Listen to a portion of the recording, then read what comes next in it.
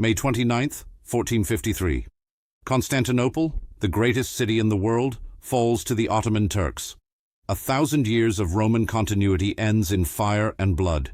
The Byzantine Empire, the last remnant of Rome, is destroyed. The Middle Ages end, and the modern world begins. But what if it hadn't fallen? What if Constantinople's walls had held? What if the Byzantine Empire, heir to Rome, had survived? Welcome back to What If History. Today we're exploring one of the most consequential moments in world history. The fall of Constantinople reshaped civilizations, religions, and the balance of global power. But it was a close thing. The city almost survived. Let's explore what would have happened if it had. The Byzantine Empire was the continuation of the Roman Empire in the East.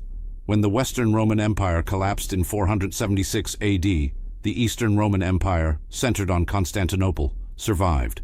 For 1,000 years, it was the most advanced, sophisticated, and powerful state in Europe. At its peak under Justinian in the 6th century, the Byzantine Empire reconquered much of the Mediterranean, including Italy, North Africa, and Spain. It preserved Greek and Roman learning through the Dark Ages. It created magnificent art and architecture. It spread Orthodox Christianity to the Slavs. It held back Persian, Arab, and Turkish invasions for centuries. But by the 15th century, the empire had shrunk dramatically. Centuries of warfare with Arabs, Bulgars, Crusaders, and Turks had taken their toll. By 1450, the Byzantine Empire consisted of little more than Constantinople itself, and a few scattered territories. The final threat came from the Ottoman Empire, a rising Turkish Islamic state. Under Sultan Mehmed II, called the Conqueror, the Ottomans besieged Constantinople in April 1453. The city's massive walls, which had protected it for over 1,000 years, faced the Ottomans' new weapon, massive bronze cannons that could smash through stone. Emperor Constantine V, the last Byzantine emperor, commanded about 7,000 defenders. The Ottomans had perhaps 80,000 soldiers. For almost 2 months, the defenders held out. But on May 29th, the Ottomans breached the walls. Constantine died fighting in the streets. The city fell. The consequences were enormous. The Ottoman Empire became the dominant power in the eastern Mediterranean. Constantinople, renamed Istanbul, became a Muslim city. The Greek scholars who fled westward helped spark the Italian Renaissance. The Orthodox Christian world lost its spiritual center. That was our timeline. But the siege was closer than it seems.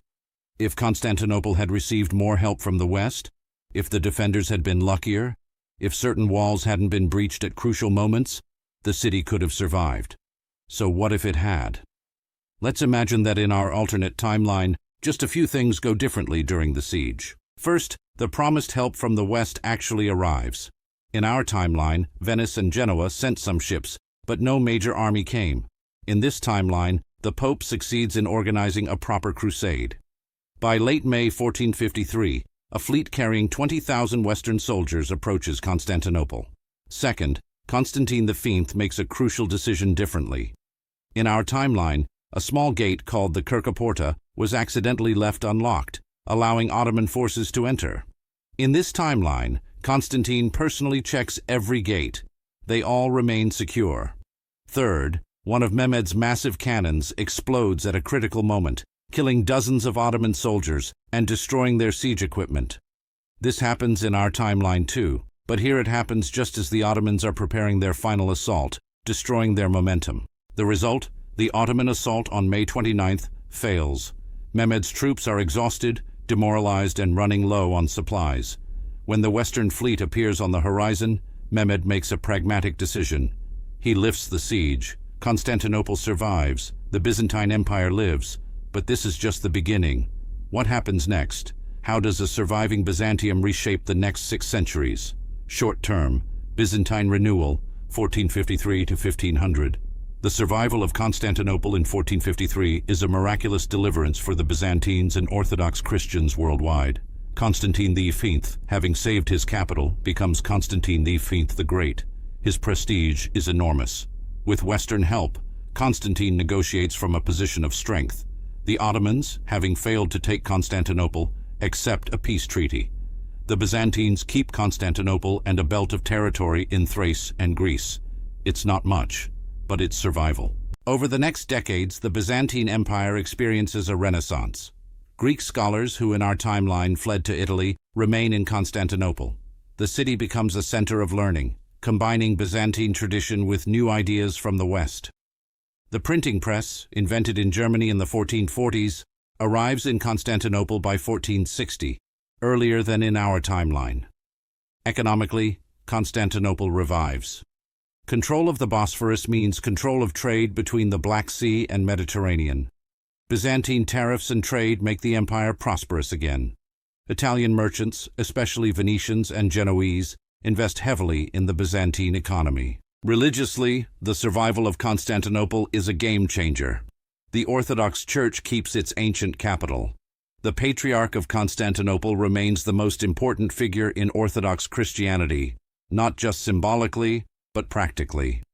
The dream of healing the schism between Catholic and Orthodox churches, which had divided Christianity since 1054, suddenly seems achievable. In 1472, negotiations between Pope Sixtus IV and Patriarch Gennadius lead to the Council of Constantinople. After years of debate, a compromise is reached. The two churches reunite, recognizing the Pope as first among equals, while allowing the Orthodox Church to maintain its distinct liturgy and traditions. This is huge. In our timeline, Christianity remains divided between Catholic and Orthodox, a division that shapes European politics for centuries.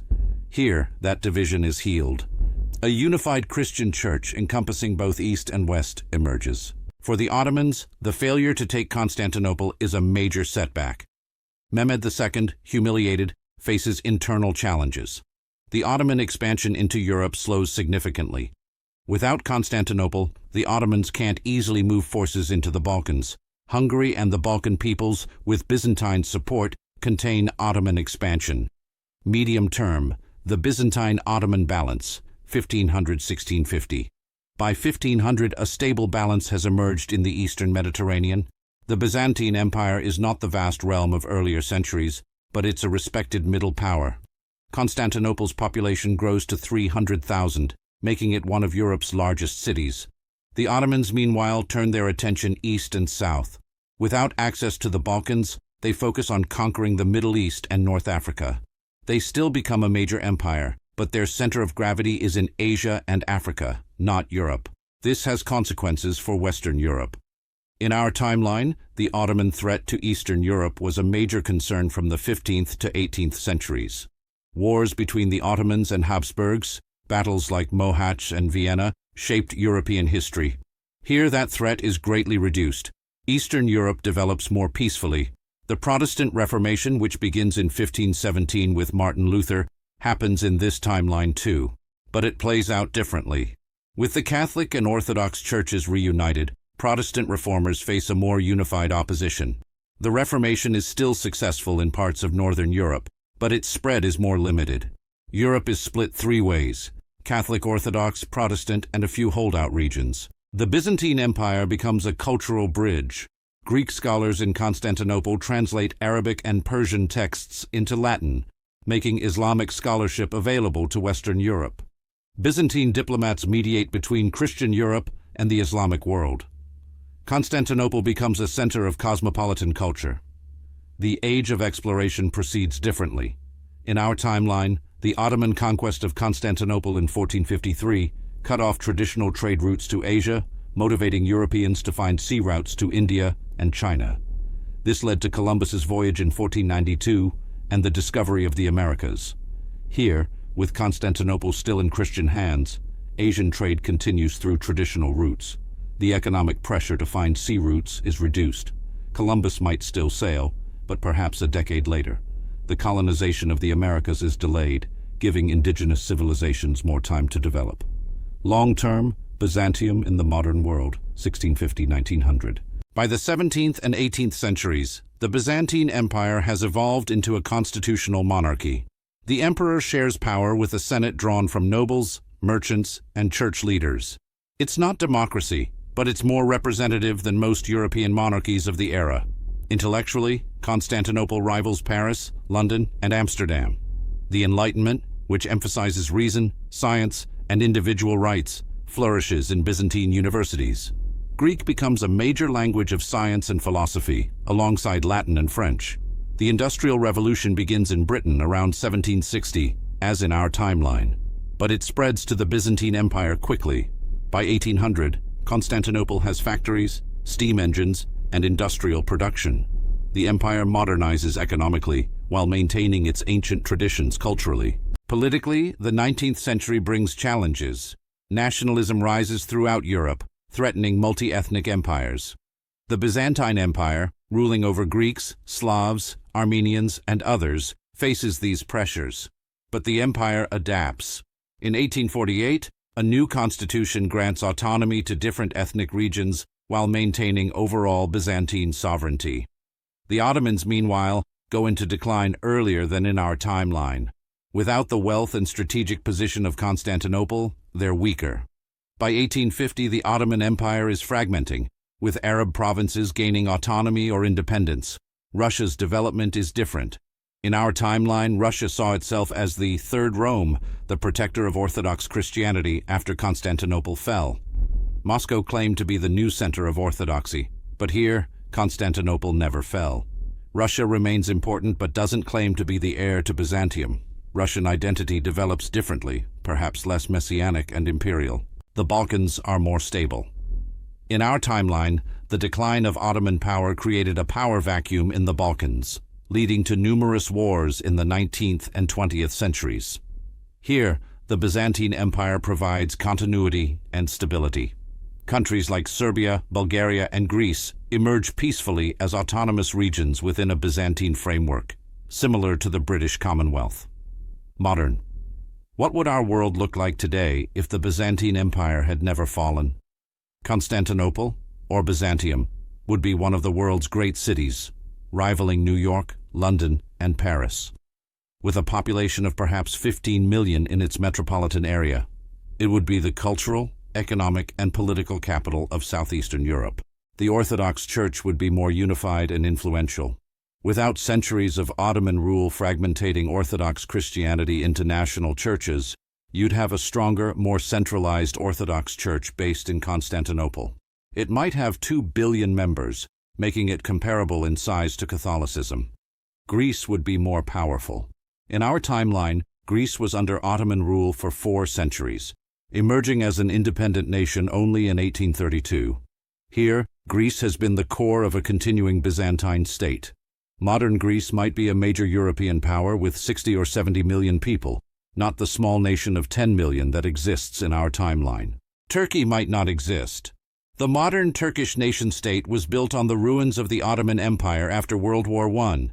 But if the Ottomans never took Constantinople and never became as powerful, Turkish identity might have developed differently.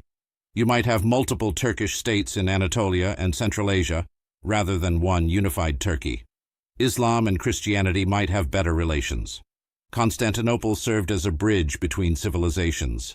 Centuries of Byzantine diplomacy and cultural exchange might have created more mutual understanding between the Christian and Islamic worlds. The clash of civilizations narrative might be weaker. The Italian Renaissance might have happened later or differently. In our timeline, Greek scholars fleeing Constantinople brought ancient texts to Italy, helping spark the Renaissance. If they stayed in Constantinople, that knowledge transfer doesn't happen the same way. The Renaissance might emerge in Constantinople itself, creating a Byzantine-led cultural rebirth rather than an Italian one. World War I might not have happened, or not in the same way. The Eastern question, the struggle over what happens to Ottoman territories, was a major factor in 19th and early 20th century European politics. Without a declining Ottoman Empire, that source of conflict doesn't exist. The specific alliance system that led to World War I in 1914 might never form. Europe might be more unified. The Byzantine Empire, spanning Southeast Europe, could be a model for European integration. The European Union might have emerged earlier, in the 19th or early 20th century, built on Byzantine traditions of managing diversity within empire. Technology might be slightly more advanced. Byzantine scholarship combined with Western innovation might have accelerated scientific progress. We might be 10 or 20 years ahead of our current timeline in certain fields. What if the Byzantine Empire had never fallen? What if Constantinople's walls had held on May 29, 1453? The answer is profound. We'd live in a world where East and West remained connected, where Orthodox Christianity kept its ancient capital, where the Islamic-Christian divide was less sharp, and where southeastern Europe developed along entirely different lines. One successful defense, one arrival of Western help, one locked gate instead of an unlocked one. That's all it would have taken. Constantinople survives, Byzantium endures, and 1,000 years of history unfolds differently. It reminds us that empires, no matter how ancient and seemingly eternal, can fall in a single day. But they can also survive against incredible odds if luck and leadership align. If you enjoyed this video, make sure to like and subscribe. Tell me in the comments, would a surviving Byzantine Empire have been good for the world? Would Europe be more unified and peaceful, or would different problems have emerged? Thank you for watching. Join me next time as we explore another moment that shaped our world. Until then, remember, the empires of today were not inevitable, and neither was the fall of empires past.